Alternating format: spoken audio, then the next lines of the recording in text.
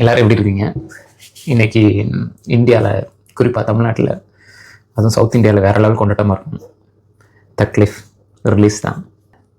நம்ம இந்தியாவில் இருக்கிற மக்களுக்கு முன்னாடியே உலக நாயகன் நடித்த தக்லீஃப் படத்தை போய் பார்த்துட்டு வந்துட்டோம். ஃபஸ்ட் டே ஃபஸ்ட் ஷோ காலையில் 2:30 மணிக்கெலாம் போய் பார்த்துட்டு வந்தாச்சு. உலக நாயகன் Mani Ratnam sir, A R Rahman, Ravi K Chandran, இந்த மாதிரி மிகப்பெரிய சம்பவங்கள் எல்லாம் மொத்தமாக சேர்ந்து பண்ண ஒரு மிகப்பெரிய சம்பவம் தான் இந்த தக்லீஃப் மூவி. நீங்கள் படத்தை ஃபஸ்ட்டு 10 to 15 மினிட்ஸ் மிஸ் பண்ணாமல் பார்த்துடுங்க. ஏன்னா அந்த 10 to 15 மினிட்ஸ்லேயே மொத்த கதையை உங்களுக்கு தெரிஞ்சிடும்.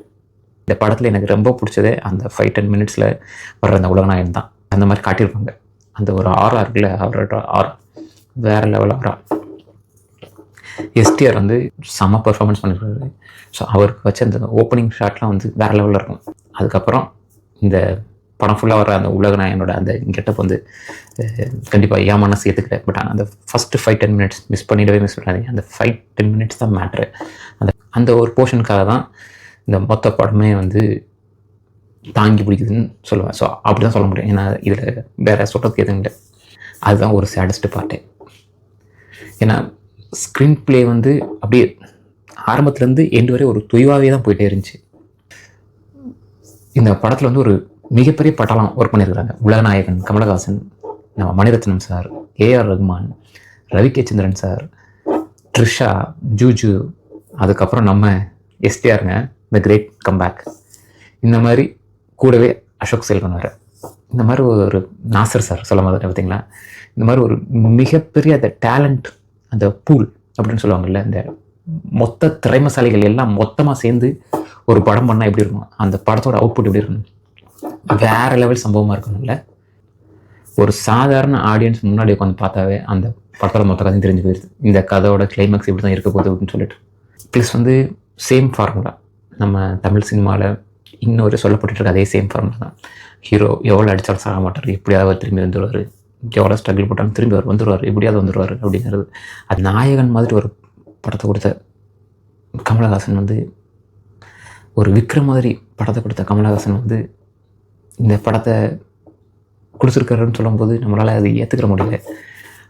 ஏன்னா நம்ம அவர் சின்ன வயசுலேருந்து அவரை பார்த்துக்கிட்டு இருக்கோம். ஸோ நம்ம சினிமாலாம் நமக்கு பிடிக்க ஆரம்பித்ததுக்கு காரணமே கமலஹாசன் கூட சொல்லலாம். ஏன்னா அவரோட அந்த நடிப்பு, அவரோட அந்த கண் அசைவு இருக்குல்ல, அந்த ஒவ்வொரு சீனுக்கு ஏற்ற மாதிரி அவர் கண் ஆக்ட் பண்ணணும், இந்த சதைகள் ஆக்ட் பண்ணணும், அவரோட அந்த எக்ஸ்ப்ரெஷன்ஸ் இருக்குல்ல, அந்த என்ன சொல்கிறது, அந்த உதரோட எக்ஸ்ப்ரெஷன்ஸ், ஒரு பெயின் எப்படி வெளிப்படுத்துறது, ஒரு ஹாப்பினஸ், அந்த மாதிரி ஒரு சட்டிலாக எப்படி சொல்கிறது. ஸோ இதெல்லாம் வேறு லெவலில் பண்ண ஒரு மனுஷன். ஸோ அப்படிப்பட்ட ஒரு மனுஷன் நடித்த படம்னு சொல்லிட்டு போய் உட்காந்து பார்த்தோம்னா நமக்கு இந்த சாட்டிஸ்ஃபேக்ஷனே தரவே இல்லை. அதுக்கப்புறம் இந்த பேக்ரவுண்ட் ஸ்கோர்ஸ், நம்ம அந்த சாங்கில் கிடைச்ச அந்த வைப் இருக்குல்ல, அந்த ஆடியோ லான்ச் அப்போ அந்த சாங்கை நம்ம கேட்கும்போது கிடைச்ச அந்த வைப் அந்த படத்தில் அது கிடைக்கல.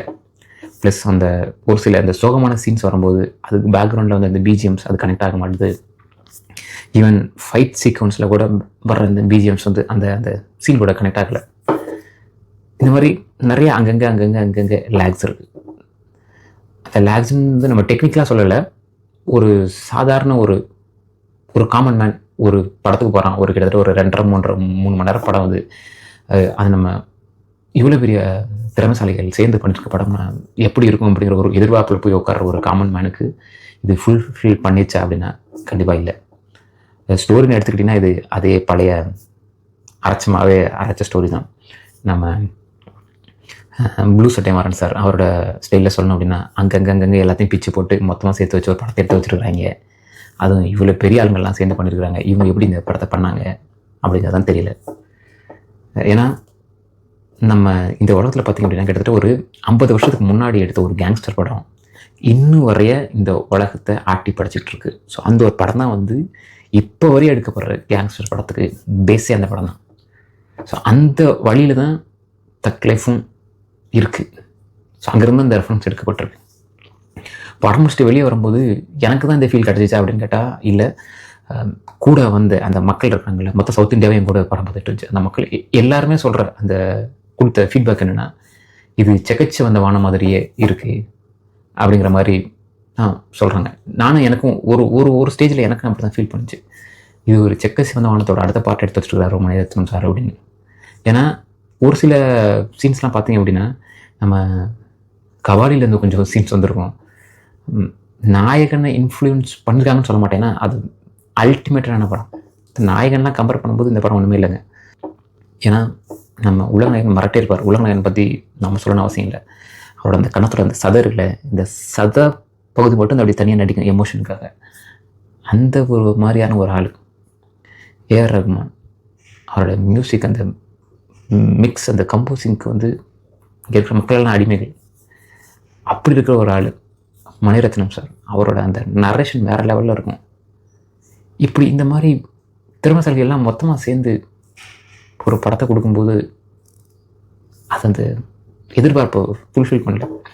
நீங்களும் மறக்காமல் இப்போ படத்தை பார்த்துட்டு கீழே கமெண்ட் பண்ணுங்கள் உங்களுக்கு இந்த படம் பிடிச்சிருக்கா இல்லையான்னு சொல்லிட்டு. நான் வெயிட் பண்ணிகிட்டு இருக்கிறேன். ஏன்னா சும்மாவே வந்து நம்ம ஒரு சில இந்த மூவி ரிவ்யூவர்ஸ் வந்து வச்சு செய்வாங்க படங்களை. இந்த படத்தை அவங்க என்ன செய்ய போகிறாங்கன்னு தெரியல. கொஞ்சம் கஷ்டமாக தான் இருக்குது.